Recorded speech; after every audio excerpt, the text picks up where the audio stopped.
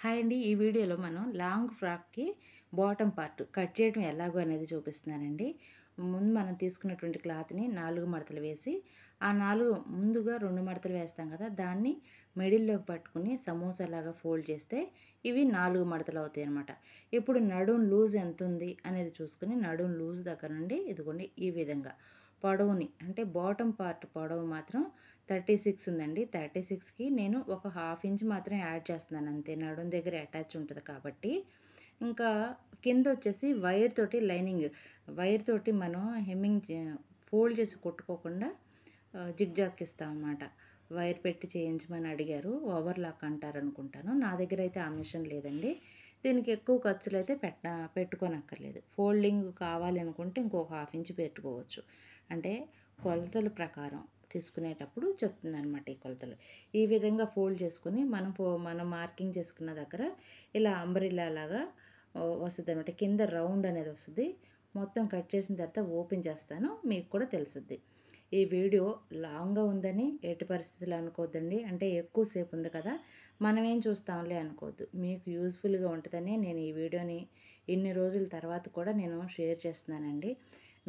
అంటే మీ మీ యొక్క మీకు మాత్రమే లాభం అని కాదు. నేను చేస్తున్న పని మీకు కూడా చూపించడానికి బావుంటది కదా అని. ఇది ఇప్పుడు 2 లేయర్స్‌కొచ్చింది కదా!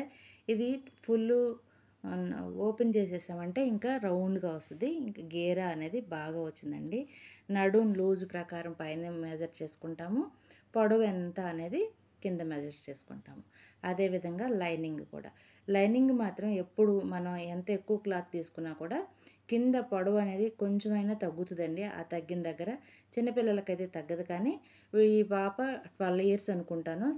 సిక్స్త్ క్లాసో సెవెంత్ క్లాసో చదువుతా ఉంది. 12 ఇయర్స్ అని అనుకుంటున్నాను నేను అనుకోవటం. ఆ పాపకి ఇక్కడ మాత్రం అంటే ఒక పొరకి లాంగ్ ఫ్రాక్ తగ్గింది సరిపోయింది. రెండో పొరకి తగ్గింది కదా! అది ఎలా వేసుకోవచ్చనేది ఈ వీడియోలో చూద్దాము. ఇదిగోండి సేమ్ దీన్ని ఫోల్డ్ చేస్తాం కాబట్టి సేమ్ లైనింగ్ మామూలుగా మెయిన్ క్లాత్ ఎంతైతే పొడవుందో లైనింగ్ కూడా అంతే పొడవు తీసుకుంటున్నాను సరిపోతదనమాట. ఇది వచ్చేసి క్రేప్ అండి. Crepe silk. చాలా స్మూత్‌గా ఉంది. కంఫర్ట్‌గా కూడా ఉంటది. లైనింగ్‌లు కాటన్ తీసుకున్నప్పుడు కాటన్ బెటర్ కదా అని అనుకుంటారు కానీ, ఒకసారి తడిపాము అంటే కాటన్ కొంచెం ముడుచుకుంటది కదా! అందుకని.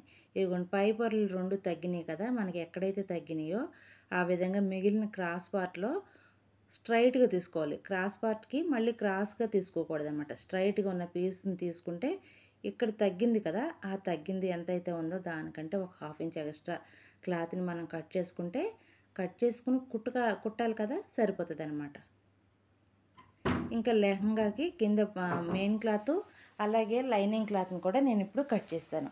నెక్స్ట్ పార్ట్ చూద్దాం ఇప్పుడు. ఇప్పుడు ఈ 2 కలిపి అటాచ్ చేసాము అంటే సరిపోతుంది. లెహంగాకి, లాంగ్ ఫ్రాక్‌కి రెండే కొలతలండి. నడుం లూజు, పొడవు. ఇప్పుడు ఇవి 2 కటింగ్ అయిపోయినాయి కదా! ఇదిగోండి ఇది కూడా ఇట్లా ఓపెన్ చేస్తే ఇట్లా వస్తదనమాట. అంటే మెయిన్ క్లాత్ ఎంతుందో ఇది కూడా అంతే వస్తది కాబట్టి చక్కగా నీట్‌గా ఉంటది. ఇప్పుడు స్టిచ్చింగ్ చూద్దాము. కటింగ్ అయితే ఇంతేనండి. ఈ లైనింగు ఇంకా మెయిన్ ఫ్యాబ్రిక్ మాత్రం చాలా బాగుందండి. ఇది గార్డెన్ సిల్క్‌లా ఉంది. కానీ మొత్తం ఫ్లవర్సు, క్రీపర్స్ అంతా కూడా జర్దోజీ వర్క్ వచ్చిందండి. మామూలుగా వర్క్ చేయించుకుంటే చాలా కాస్ట్ ఉండుండొచ్చు. ఇది మాత్రం తాన్‌లో దొరుకుతుందనమాట. వీటిలో కలర్స్ కూడా చాలానే ఉన్నాయి. ఈ కస్టమర్‌కి ఈ కలర్ నచ్చింది కాబట్టి అంటే ఫ్యాబ్రిక్ ఎలా ఉంటదో చూద్దురు గాని రండి అంటేనే వెళ్ళాను నేను. ఇద్దరం కలిసి వెళ్ళి తీసుకున్నాం. వీటిలో కూడా చాలా చాలా కలర్స్ ఉన్నాయండి. మనం కాంబినేషన్స్ కూడా పైన కోట్‌కి ఫస్ట్ హాఫ్ పట్టులో చూసాం. కానీ హాఫ్ పట్టు బానే ఉంది అని అనిపించేలోపు జార్జెట్ క్లాత్ అయితే ఇంకా షైనీగా ఉందని టాప్‌కి అంటే దీన్ని అటాచ్ చేయట్లేదు. బాటమ్ పార్టు పైన టాప్ పార్ట్‌ని అటాచ్ చేయట్లేదనమాట. కాబట్టి మళ్ళీ జార్జెట్‌లో తీసుకున్నా. ఇదిగోండి ఇది మొత్తం అయిపోయింది కదా! నడుం పట్టీకి ఎంతైతే కావాలంటే మొత్తం రౌండ్ నడుం లూజ్ ఎంతైతే ఉందో అంతకంటే కొంచెం ఎక్కువే పెట్టానండి. ఇది చాలా కాస్ట్‌తో తీసుకున్నారు. చాలా రేటు నా కళ్ళ ముందే తీసుకున్నాను నాకు తెలుస్తుంది కదా! ఇదిగోండి లూజ్ ఎంతుందో దానికంటే ఒక హాఫ్ ఇంచ్ ఈ పైన తీసుకున్నటువంటి ఫ్యాబ్రిక్. ఇది 5 ఇంచులు వెడల్పు తీసుకున్నాను. పొడవు మాత్రం నడుం లూజ్ ఎంతైతే మనం తీసుకున్నామో దానికంటే ఒక హాఫ్ ఇంచ్ ఎక్స్ట్రా అటు పక్కన ఇటు పక్కన ఫోల్డ్ చేయడం కోసం. ఇప్పుడు జిప్ అనేది వేద్దాం అనుకుంటున్నానండి. అందుకని ఒక 8 నుండి 9 ఇంచుల వరకు ఒక్క ఫోల్డింగ్ తోటి లైనింగు, మెయిన్ ఫ్యాబ్రిక్ కలిపేసి కుడుతున్నానన్నమాట. ఇలా కుట్టుకుంటే జిప్‌కి కూడా ఏ థ్రెడ్స్ గానీ, క్లాత్ గానీ ఏమి అడ్డుపడకుండా ఉంటది. నీట్ ఫినిషింగ్ వస్తది. ఇంకా మనం బయట కొనుక్కుంటే ఏ విధంగా ఉంటదో అలా షాపుల్లో కొనుక్కుంటాం కదండీ! ఆ విధంగా చూస్తానికి లుక్ అనేది ఆ విధంగా వస్తది. మనకి నిజానికి కొంచెం శ్రమే. కానీ చిన్న చిన్న పనులు చేస్తూ ఉంటే మనకు అలవాటవుతూ ఉంటది. కస్టమర్స్ కూడా మన దగ్గరికి రావటానికి ఒక అవకాశం అనేది ఉంటదండి. కష్టే ఫలి అంటారు కదా! మనం ఎంత పెడితే అంత మనల్ని మనం వాళ్ళని అడగటానికి ఉంటది. మనం ఈ డ్రెస్ స్టిచ్ చేసాం అనే కాన్ఫిడెన్స్ మనకి ఉంటది కదా! కొత్త వాళ్ళ కోసం మాత్రం చెప్తున్నాను ఇది. ఇప్పుడు లెహెంగాలకి జిప్ అనేది చాలా నార్మల్ అయిపోయింది. జిప్‌తో పాటు ఇది ఇక్కడ కొంచెం ఓపెన్ ఇస్తారు కదా! ఆ ఓపెన్ ప్లేస్‌లో జిప్ ఇస్తున్నాం. జిప్‌తో పాటు పాకెట్ కూడా ఇచ్చుకోవచ్చు. ఇట్లా జిప్ అనేది అరేంజ్ చేసామంటే ఆటోమేటిక్‌గా పాకెట్ కూడా వస్తది. ఇప్పుడు రెండో వైపున ఇదిగోండి ఈ జిప్ ఉంది కదా! ఈ జిప్పు ఇటువైపున ఇట్లా వచ్చేలాగా మనం ఎక్కడి వరకు అయితే తీసుకున్నామో అక్కడి వరకు ఒక కుట్టు జిప్ పైన కుట్టేస్తే సరిపోతుంది. ఇది సిల్క్ ఫ్యాబ్రిక్ కదండీ! బాగా జారిపోతుందనమాట. నేను ఒక పక్కన పట్టుకుంటూ ఉన్నాను. ఒక పక్కన జారిపోతూ ఉంది.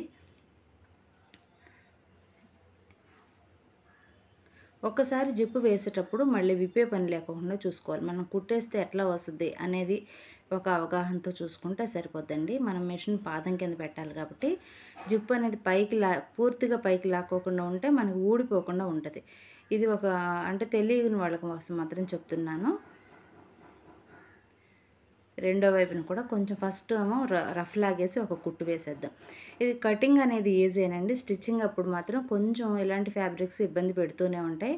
కానీ మనకి ఫైనల్ అవుట్‌పుట్ అనేది నీట్‌గా రావాలంటే కొంచెం శ్రమ అయినా కూడా టైం తీసుకున్నా కూడా మనం చేయాలి. నేను ఈ క్రాప్ టాపు ఒకసారి పెట్టాను. ఇప్పుడు కటింగ్ దీనికంటే ముందు వీడియోలో క్రాప్ టాప్ పెట్టాను దీనిపైకి. క్రాప్ టాప్ పైన మళ్ళీ లెహంగా అదే కింద లెహంగా ఉంది కదా! పైన క్రాప్ టాప్ పైన కోటు కూడా ఈ లెహంగా క్లాత్ తోటే స్టిచ్ చేశానండి. అది కూడా ఒకవేళ ఎవరైనా అడిగారు అంటే గనక వీడియోని అప్లోడ్ చేయడానికి ట్రై చేస్తాను. వీడియోస్ అయితే చేసున్నాయి. కానీ నేను పెట్టడానికి టైం కుదరక ఈ ఈ వీడియోస్ తీసుకుంటూ కూర్చుంటుంటే స్టిచ్చింగ్ ఛానల్‌లో కుకింగ్ ఛానల్‌లో వీడియోస్ అప్లోడ్ అవ్వట్లేదు. ఇవన్నీ పండగ టైం ఇవి కదా! ఒక్కొక్కటి ఇప్పుడు రిలీజ్ చేస్తున్నానన్నమాట. జిప్పు అనేది మనం ఎక్కడి వరకు వేసామో అక్కడి వరకు బీస్ ముక్కతో మార్కింగ్ చేసుకుని కొంచెం రఫ్ ఇచ్చేసి సూదిని తీసేసామంటే ఇంకా చాలు. దారాలు మాత్రం ఎప్పటివి అప్పుడే రఫ్ అనేది రాకుండా లాస్ట్‌కి చిరాకుగా లేకుండా చూసుకోవాలి. ఇదిగోండి చూసారా ఈజీగా వెళ్ళిపోతుంది జిప్పు. మనం జిప్పు వేసామనేది కనిపిస్తుంది. ఈ స్టిచ్ అంతా అయిపోయాక చూపిస్తాను ఆగండి, మీకు కూడా అర్థమవుతుంది. ఈ కింద ఉన్నది రఫ్‌లోకి వెళ్ళిపోద్ది. మనం ఖర్చులు పెట్టి సైడ్‌న జాయింట్ చేస్తాం కదా! ఆ జాయింట్‌లోకి వెళ్ళిపోతుంది. లెహంగా కుట్టడం అయిపోయిందండి. పైన పట్టీ వేస్తున్నాను. పైన స్టార్టింగ్‌లో కొంచెం ఫోల్డ్ చేసి వేసాము. అక్కడి నుంచి ఇక ఎండింగ్‌కి వచ్చేసిందన్నమాట. కానీ ఇక్కడ హ్యాంగింగ్స్ కోసమని నేను చిన్న థ్రెడ్‌ని ఇప్పుడే వేసేస్తున్నానండి. ఇప్పుడే వేసేయటం వల్ల ఏమవుద్దంటే మనం హ్యాంగింగ్స్ కావాలంటే వేసుకోవచ్చు. లేదంటే ఎప్పుడు హ్యాంగింగ్స్‌ని కూడా మార్చుకుంటూ ఉండొచ్చు. కొంచెం చిన్న పిల్లలు కాబట్టి ఇంట్రెస్ట్‌గా ఉంటారు ఇలాంటి విషయాల్లో, అందుకోసమని. పాప తీరా కుట్టిన తర్వాత హ్యాంగింగ్స్ ఏమీ వద్దన్నారు వాళ్ళ మదరు. ఇంక నేను హ్యాంగింగ్స్‌ని ఏమి ప్రిపేర్ చేసినవి పక్కన ఉంచేసానన్నమాట. అంటే ఫ్లవర్స్ కూడా చాలా పెద్దగా వచ్చినాయి కదా! ఇంకా హైలైట్ చేయాల్సిన పని లేదు. ఇలా చాలు అని అన్నారనమాట. అందుకని నేను ఇంకా హ్యాంగింగ్స్‌ని ప్రిపేర్ చేసి కూడా సైడ్‌న ఉంచేసాను. ఇదిగోండి ఒక సైడ్ వేసేసాం కదా! ఇప్పుడు జిప్పు ముందు ఎందుకు వేయాలి అంటే మనం ఈ పైన నడుం పట్టి కుడతాం కదా! ఆ పట్టీలోకి ఖర్చులు కూడా వెళ్ళిపోతాయి. జిప్పుకున్నటువంటి ఖర్చులు కూడా. ఇప్పుడు ఈ ఖర్చులు ఏమీ కనిపించకుండా ఫస్ట్ ఒక కుట్టు వేసాం కదా! ఆ ఖర్చుల్ని లోపలికి పెట్టేసుకుని వీడియోలో చూపించిన విధంగా ఫోల్డ్ చేసుకుంటే సరిపోతుంది.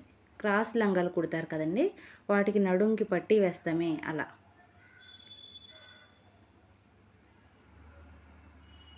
జిప్పుతో పాటుగా మనం పెట్టేస్తే జిప్ అనేది స్టార్టింగ్‌లో కొంచెం రఫ్‌గా ఉంటది కదా! జిప్ అనేది కొంచెం అది హార్డ్‌గా ఉండి గుచ్చుకోకుండా ఉండటం కోసం ఈ ఖర్చుల్లో పెట్టేస్తే సరిపోద్ది.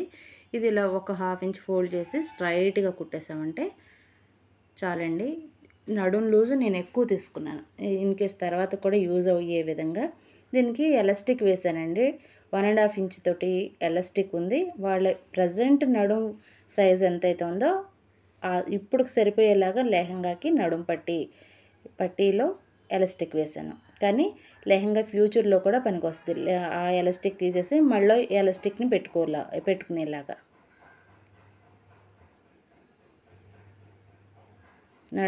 నడుం ప్రజెంట్ 28 ఉందండి, కానీ నేను 36 వరకు తీసుకున్నాను. 36 తీసుకుని 28 అనేది నడుము సైజు ఉంటే ఎలాస్టిక్ని 26 తీసుకుని దాన్ని లోపల ఇన్సర్ట్ చేసేయటం వల్ల ఈ లెహంగా అంతా చిన్న చిన్న స్టెప్స్ వచ్చినట్లుగాను వచ్చింది. ఇప్పుడు ప్రజెంట్ సరిపోయింది. 36 అనేది లూజు పెట్టుకున్నాం కాబట్టి ఫ్యూచర్లో కూడా నడుం ఎలాస్టిక్ తీసేసి మళ్ళీ వాళ్ళ నడుం సైజుకి పెట్టుకోవచ్చు అనమాట. ఖర్చులు ఏమాత్రం కనపడకుండా మళ్ళీ లెహంగాలో ఉన్నటువంటి లైనింగ్ కానీ మెయిన్ ఫ్యాబ్రిక్ కానీ మనకి కుట్టు అనేది వస్తుందా రావట్లేదా లోపలికి ఖర్చులోకి రానివ్వకుండా బొటన వేలుతోటి మేనేజ్ చేసుకుంటూ ఇట్లా రౌండ్ అనేది కుట్టేస్తున్నానండి. ఇది లెహంగా. చాలామంది అడుగుతున్నారండి, ఏంటక్క వీడియోస్ పెట్టట్లేదు ఏంటని. అయితే ఇట్లాగే ఎడిట్ చేయడం అనేది చాలా ప్రాసెస్ అయిపోతుందండి. నేను ఒక్కదాన్ని ఇట్లా వీడియోస్ తీసుకోవటం వల్ల ఇప్పుడు చూపిస్తున్నది వీడియో దగ్గరికి పెట్టి చూపించాలని ఉంది.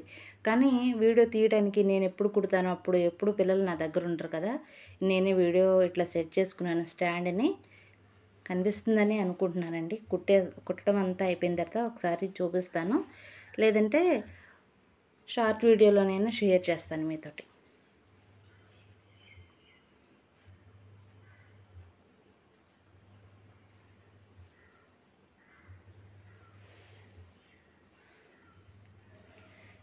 ఇలా ఖర్చులు లోపలికి అంటే ఇది సిల్క్ ఫ్యాబ్రిక్ కదండి, దాని మూలన వచ్చేస్తుంది అనమాట. ఈ ఖర్చులు అనేవి లోపలికి పెట్టేసుకుని జిప్పు దగ్గర ఇక ఎండింగ్కి వచ్చేసాం కాబట్టి చివరి వరకు కుట్టేసి చివరిని మాత్రం రఫ్ లాగటం అనేది మర్చిపోకూడదు.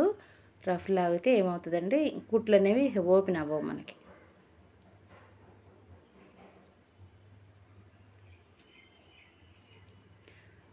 ఫాస్ట్ ఫార్వర్డ్లో పెడుతుంటే అర్థం కావట్లేదని అంటున్నారని నేను మళ్ళీ స్లోగానే పెట్టి కుడుతున్నాను, వీడియోని చూపిస్తున్నానండి. అందుకని కొంచెం లెంగ్త్ అయ్యింది, మీరు ఏమనుకోకండి, పూర్తిగా చూడండి. కొత్తగా నేర్చుకునే వాళ్ళకి లేదంటే ఇప్పుడిప్పుడే బయట బట్టలు కుడుతున్న వాళ్ళకి చాలా బాగా యూజ్ అవుతుంది అన్నమాట. ఇదిగోండి పైన పట్టి నీట్గా వచ్చేసింది, చూస్తున్నారా. ఫ్యాబ్రిక్లో స్ట్రైట్గా ఉన్నటువంటి పీస్ని వేసానండి. ఇది లోపల పాకెట్ వేసాను. నేను వీడియోని మిస్ చేసేసినట్లున్నాను మీకు చూపించడం, పాకెట్ ఎలా వేయాలి ఏంటనేది.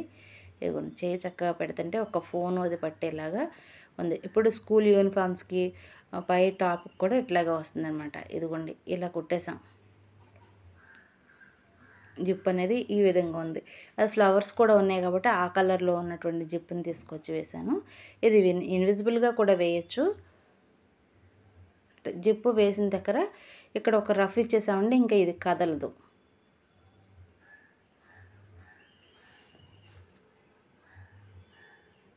దారాలు మాత్రం ఎప్పటివి అప్పుడు కట్ చేసేసుకుంటే మనకి ఫైనల్గా ఓకే ఇది ఉండదండి. అప్పుడు పైగా పండగ టైం కాబట్టి బట్టలు ఎక్కువగా ఉండటం వల్ల అప్పుడే రఫ్ తీయటం కానీ ఏ పని ఉన్నా అప్పటిదప్పుడే చేస్తాను. మళ్ళీ చేతి పని చేసే పని ఉండదు. కానీ ఈ దార పోగులు ఇవన్నీ కట్ చేసుకోవడం అప్పుడు టైం వేస్ట్ అయిపోతుంది అని. ఇక్కడ మీరు గమనించవలసింది ఏంటి అంటే, ఇదిగోండి ఇట్లా అయితే సమానంగా పెట్టేసి స్ట్రైట్గా కుట్టు వేసేస్తారు కదా కొంతమంది, అలా కాకుండా ఇది నిజంగానే మనకి రెడీమేడ్ స్టైల్లో రావాలి అంటే ఇదిగోండి మామూలుగా మెయిన్ ఇక్కడ ఫ్యాబ్రిక్ అనేది కదిలిపోకుండా ఒక కుట్టు వేస్తున్నాను, హోల్ అనేది కనిపించకుండా. జిప్పు వేసాం కదా అందుకని, జిప్పు ఇంకా పాకెట్ కూడా. ఇప్పుడు మెయిన్ ఫ్యాబ్రిక్ మాత్రమే అటు అంచులు ఇటు అంచులు స్ట్రైట్గా ఒక కుట్టు, ఇంకా లోపల ఉన్నటువంటి లెహంగాలో లైనింగ్ మాత్రం ఒక కుట్టు వేరుగా వేస్తే ఇది నిజంగానే మనం బయట తీసుకున్నట్లు ఉంటుందండి. చూడండి ఎలా వేస్తున్నాను అనేది. ఇలా ఓపెన్ చేస్తే వెనక వైపు తిరగవేస్తాం కదా, ఈ జిప్ అనేది ఎక్కడైతే ఉందో ఎక్కడి నుండి స్టార్ట్ చేయాలన్నమాట మనం కుట్టు. లైనింగ్ అనేది ఆపోజిట్కి వేసేసాం, మెయిన్ ఫ్యాబ్రిక్ ముందు ఒక కుట్టు వేసేస్తున్నాను. ఇలా వేసినప్పుడు ఏమవుతుందంటే ఫోటోషూట్ అలాంటివి చేయించుకున్నా కూడా చక్కగా లైనింగ్ అనేది పైకి లేసిపోకుండా లోపలే ఉంటుంది, అణిగి ఉంటుంది, ఇబ్బంది ఉండదు. ఇలా తీస్తూ వేస్తూ ఉన్నాను కదండి, అందుకే దారాలు తెగిపోతూ ఉన్నాయి. ఈ దారాలు ఊడిపోతూ ఉన్నాయి. ఊడిపోయేటప్పుడు మాత్రం ఎప్పుడు నా దగ్గర చిన్నది కత్తిరిలాగా ఎప్పుడు నిరంతరం మిషన్ మీదే ఉంటుందండి. దారాలు మనం చేత్తో ఓకే ఇట్లా కళ్ళు దగ్గరగా పెట్టి చూడుకోకుండా దారం అనేది లాగేసుకోవడానికి 4 పోగులైనా కూడా ఈజీగా వచ్చేస్తుంది. సూదులు మన మిషన్ సూదిలో పెట్టేసి ఇలా ఆపోజిట్ సైడ్ నుండి దానిలో నుండి దారం లాగేసామంటే వచ్చేస్తుంది. ఒక 1/2 ఇంచ్ మార్జిన్ తోటి స్ట్రైట్గా ఒక కుట్టు కుట్టేసామంటే చాలు. కానీ డబుల్ టైము స్టిచ్ చేయండి. ఇవి కస్టమర్వి కాబట్టి పద్దాక మనకి రిటర్న్ వచ్చినాయి అంటే బాగా తలనొప్పిగా ఉంటుంది. పండగ టైం అంతా నేను కుట్టివ్వటం, మళ్ళీ వాళ్ళు రిటర్న్ తీసుకురావటం, ఇది కాదక్క ఇంకో మోడల్ పెట్టండి అని. అబ్బా చాలా ఇబ్బంది పడ్డానండి. ఎప్పుడు లేదు అట్లాగా. ఇప్పుడు లైనింగ్ని సపరేట్గా కుడుతున్నాం. అంటే మెయిన్ ఫ్యాబ్రిక్ లైనింగ్ ఫ్యాబ్రిక్ 2 కలిపేసి కుడతారు. అలా కాకుండా మెయిన్ ఫ్యాబ్రిక్ వేరుగాను, ఇట్లా లైనింగ్ ఫ్యాబ్రిక్ వేరుగాను, ఇట్లా ఆపోజిట్ సైడ్లు ఓపెన్ చేస్తే తిరిగేసి చక్కగా వస్తాయి. ఈ ఖర్చులు కూడా లోపలికి వెళ్ళిపోతాయి. మనకి తిరగబోర్లా ఎటు చూసినా కూడా ఖర్చులు అనేవి కనిపించవు. ఫైన్గా నీట్ ఫినిషింగ్ వస్తుందండి. ఇలా ట్రై చేయండి. ఇప్పటివరకు మీరు వీడియో చూస్తూ ఉన్నట్లయితే తప్పకుండా నా ఛానల్ మీకు నచ్చిందని అనుకుంటున్నాను. ఇట్లాగే పక్కనే ఉన్న బెల్ ఐకాన్ కూడా క్లిక్ చేయండి. వీడియో పెట్టంగానే అప్డేట్స్ వస్తాయి. ఇప్పుడు నేను వీడియోస్ అప్లోడ్ చేయంగానే అప్డేట్స్ రావట్లేదు అంటున్నారు కొంతమంది. అంటే మీరు వీడియో పెట్టింది కానీ లైవ్ చేస్తున్నది కానీ తెలియట్లేదు అక్క అని. సబ్స్క్రైబ్ చేసుకోవడంతో పాటు పక్కనే ఉన్న బెల్ ఐకాన్ కూడా క్లిక్ చేయండి. ఇదిగోండి ఇట్లా జిప్ తీసామంటే చక్కగా నీట్గా ఉంది. ఈ లెహంగా స్టిచ్చింగ్ అయితే ఫినిష్ అయిపోయిందండి.